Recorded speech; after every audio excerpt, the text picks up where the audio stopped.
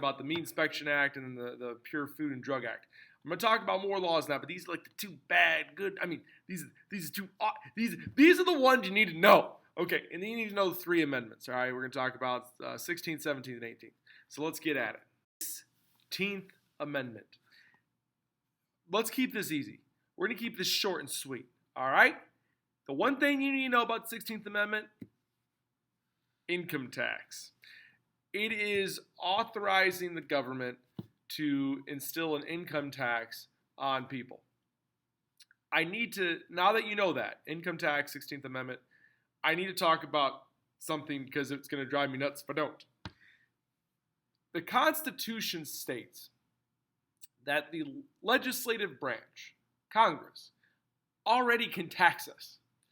Their ability to tax your income is already capable. Now, they have to watch out for direct taxes, which I'm not going to get into the tax code with you, but you have a direct tax, but you can tax people's income. You work, you can tax. This right here was established because of a court case that took place that basically stopped a huge revenue to the government in like the late 1800s, early 1900s. And like everybody was for it. Like you had, 3/4. You have to have everybody for it in order to make an amendment. But they needed a revenue base, and they wanted an amendment to solidify that they're going to have a revenue base from taxes. What was happening was the government was using tariffs, and I'm not going to get into too specifics, but tariffs is like basically a tax that you place on goods. But this was hurting people that were selling the goods and buying the goods.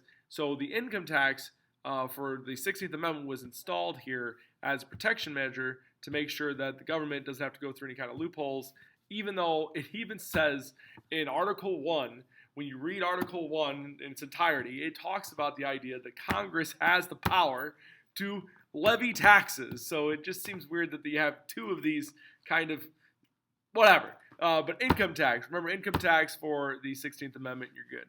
16th Amendment. 17th senators. 17th senators. 17th senators. The 17th Amendment gave the people the power to vote for senators. Before this amendment, our senators were not voted by popular vote within their states. No. They were voted by the state legislators. So they did not have a democracy. It was more of a republic way of voting in the power for their state. Let's take a step back. There are two houses of Congress. You have the House of Representatives, which is based on population. So the number of people in the House of Representatives will reflect bigger states versus smaller states. Now let's get to the Senate. Senate, it doesn't matter how big your state is, you all get 2 senators apiece. Total of 100. If there's ever a tie, Vice President breaks it. But anyway, senators, 2 apiece. So before this, those 2 senators for Illinois, ours is Dick Durbin and Tammy Duckworth, but our senators were voted in via state legislators. So we in Springfield have our state legislator. Okay, they make the decisions for our state. They would have made decisions before this amendment who's going to be our senators. But now, because of the 17th Amendment, 17 senators, we get to vote for our senators, and here's the deal. Every 6 years for each individual senator. So you have a 6-year term. If you're a senator, you don't have any limits to that. You can be a senator forever as long as you get voted in by your state, by your citizens of your state. It gave popular sovereignty, the popular vote. It gave democracy to each state to decide for themselves who should be their senators for their state. It gave power to the people. But although the 17th Amendment gave power to the people, some things came out right afterwards that limited the power to people to vote. For instance, a poll tax. Poll taxes were started to be instituted in different states that made it so you actually had to pay to vote. Don't worry, we'll get to an amendment later that gets rid of the poll tax. Also, literacy test. You had to be able to read in order to vote. And that actually was really bad for pretty much the poorer groups of society back then. These were ways of limiting people's ability to vote. Now, things have changed a little bit. There's more of an opportunity for people to vote, but do they? I want to run through some information for you. So there's 2 different types of elections. There's the presidential election that happens every 4 years, and then there's the non-presidential election, okay? the midterm elections, which most people just don't vote. Now, the percentage I'm going to give to you, like, well, it's about the same. Here we go. Let's take account every single person that's eligible to vote. Every single person eligible to vote. Here's the percentage of people who actually voted in the following elections. 2018 was a midterm election, not a presidential one, just for senators, congressmen, and some local. Only 53%, barely over half, of people who could vote, voted. 2016, it was more than that because it's a presidential election. You will find the presidential elections will have the highest numbers, while the non-presidential, the midterms, have the lowest. 55% in 2016. That's it. Out of all eligible voters, only 55% of people voted. You have to also get rid of all the people that can't vote, like children. But still, 55% of the electorate voted. 2014, I want you to pay attention to this. 2014, it's not too far away ago, it was a midterm election, only 36%. 36% of the people who could vote did vote. And this is a trend where people just, we have the power to vote, but we don't. And my plea to you is when you finally get the power, when you're 18 to vote, get educated on the circumstances and exercise your right to vote, because having this many people not voting, it impacts things. It impacts you. Be part of it, man.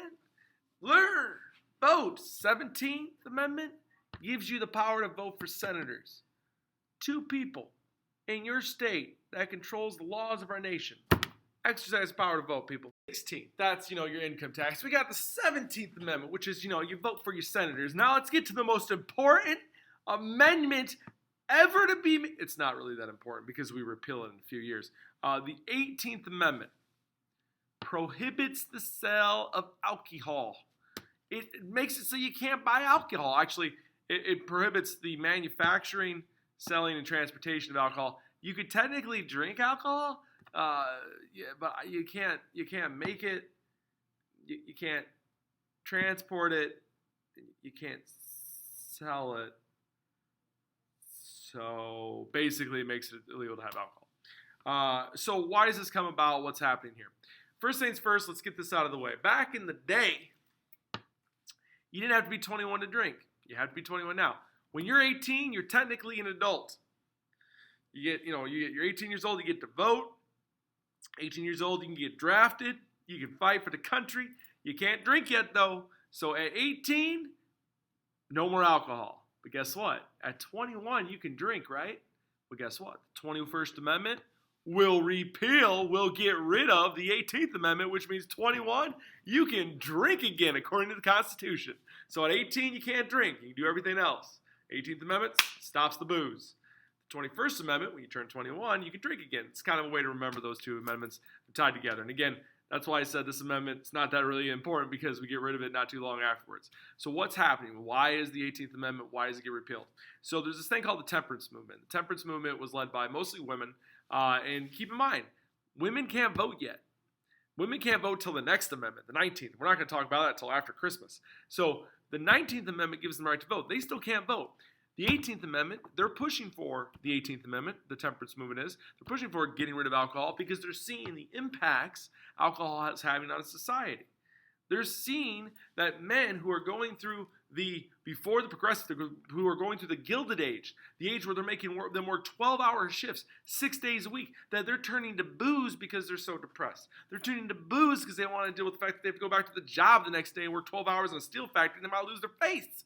So they're doing this and they're neglecting their family. Sometimes they're mistreating their family. Sometimes they're spending their family's money on alcohol when they shouldn't.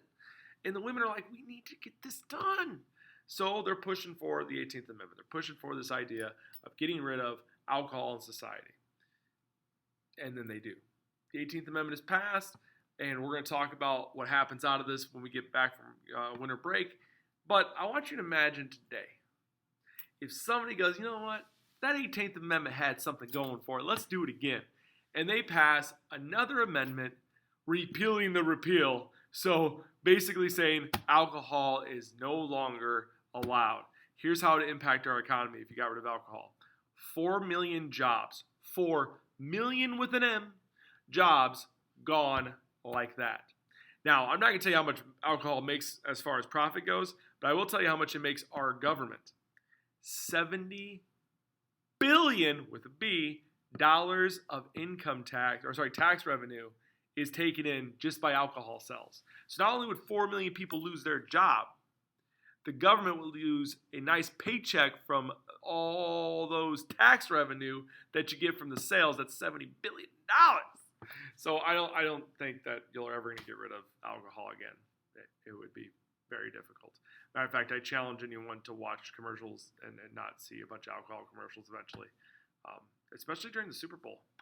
All right, we're going to talk about 2 more laws. We're out of about 3 amendments. And you got to think about this in the light of the Progressive Era, okay? You got the 16th Amendment is bringing in income tax. How does that fit into the Progressive Era? The idea of the Progressive Era is you're going to have to take money in order to use that money to spend it in society, whether it's to spend it in society to make sure that we have clean water, to make sure we have clean roads, to make sure that we have groups to investigate meat companies to make sure that they're doing everything right. That costs money. Well, the 16th Amendment, the reason why it's a progressive amendment, at least you think about this, is giving money or power to the government to take money away from people through their income, based on how much income they make, to then use that money for these type of plans, these type of ideas. 17th Amendment, the reason why this is probably considered progressive, it should be progressive, it's giving power to the people. So yeah, you're maybe taking money away to then use that for the people, but you're allowing people the right to vote, and that is going to be very progressive. Then you have the idea of the 18th Amendment, and you're like, that doesn't sound too progressive. Well, I totally get your point. I mean, taking alcohol away, is that really helping society? It might have, and we'll talk about the do's and the don'ts, the goods and the bads later, but it was progressive in the sense that people saw some sort of problem with alcohol in society, what it was doing to people that were drinking and doing to people that were around people drinking, and they pushed for this type of thing. Let's talk about the progressive laws. There's only 2 that I'm going to talk about. The Pure Food and Drug Act and the Meat Inspection Act. The Pure Food and Drug Act of 1906. The reason why this is progressive is because it is putting a safety net for everybody who goes to a store and buys anything. Because when you go to a store, you expect to buy what the bottle says it is. If you decide to go to the store and buy yourself some blue Gatorade, blue Gatorade, watch. If you decide to go to the store and buy some blue Gatorade, you expect that this blue Gatorade is going to be Gatorade. If you go to the store and you buy a blue Gatorade and it's Windex, you're not going to be very happy when you take your first drink. The Pure Food and Drug Act was making sure when you go to a store and you buy something, that thing that you're buying has a label, and that label is telling you what is in the product. It's pure on whatever it is. So if you're going to go to the store and you're going to buy rat poop, it better be pure rat poop. If you're going to buy a Gatorade, it better be Gatorade, no Windex. Whatever you're buying, it needs to be honest on what it's selling you. Pretty big deal. Let's talk about the Meat Inspection Act. Now, you were going to watch a video on this. We talked about this in class a little bit. The book The Jungle by Upton Sinclair. So the Meat Inspection Act is making sure that when people are going around and they're buying their meat at the store, they know that meat was prepared, it was stored, it was shipped, and it was contained in a way that's going to be healthy for the person eating it. The Meat Inspection Act was guaranteeing that there was certain regulations, certain stipulations, a certain bar of cleanliness that needed to take place in the meat places, the meat packing plants, wherever, that when that product was leaving their factory and going to the stores, and even when it was in the stores, it was being stored in a way that when I eat that meat, I'm not going to get sick. Now, back in the day, there wasn't like that. Meat places, meat packing plants, you had the guts, the entrails, the slime that's just sitting on the floor, barely ever cleaned up. Utensils being used over and over again without cleaning. Storage facilities not made to store meat. It was not sanitary.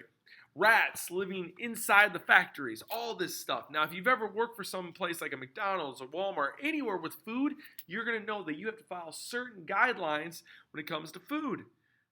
This comes through the Meat Inspection Act.